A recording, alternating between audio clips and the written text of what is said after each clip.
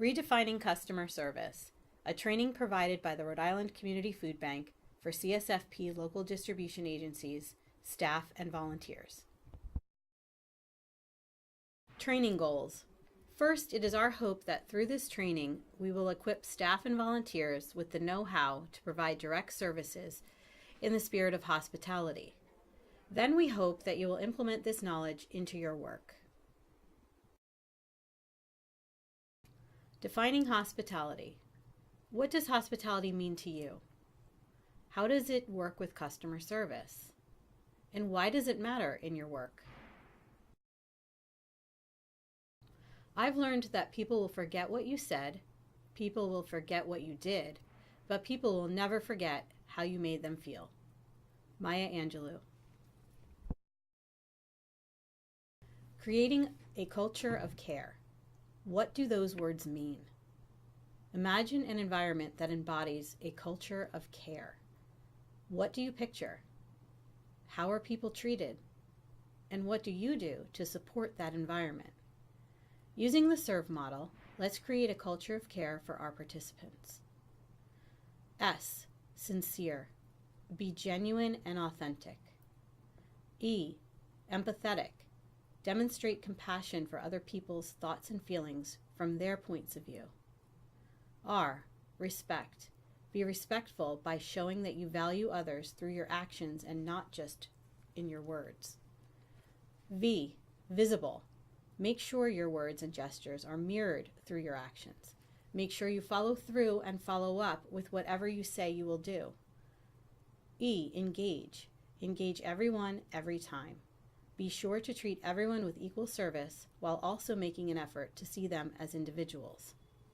All of these things combined create a culture of care within an organization, and they show participants in a very transparent way that you truly do care.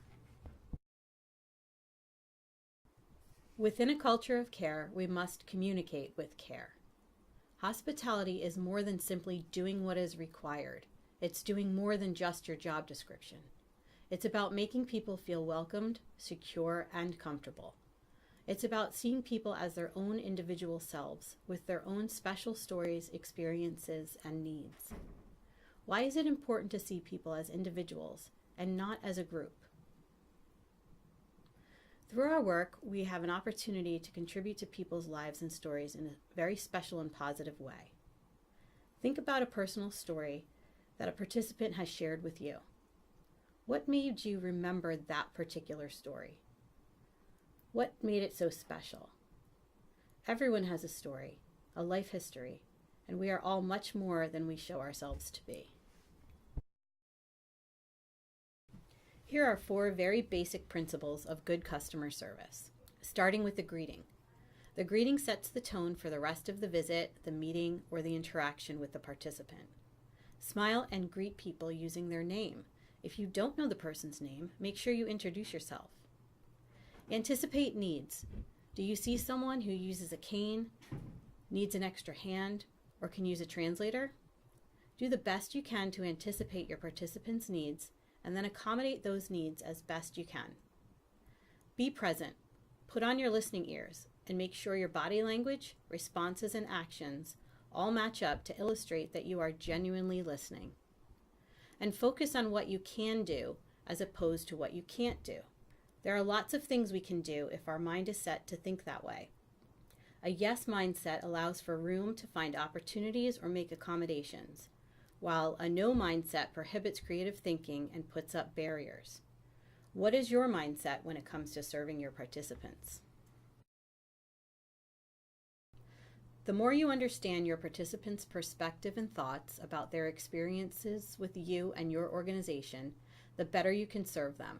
After all, we all like to be asked how the service was after we visit a restaurant, a hotel, a salon, or even a retail shopping visit.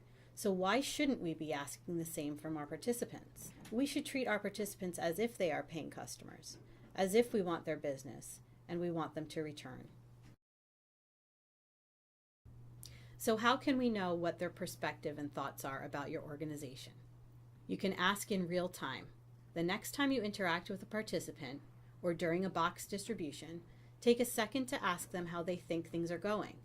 and be sure to note any issues and follow up as needed.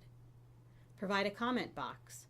Some participants may feel uncomfortable telling you directly or fear that they will be blacklisted if they complain.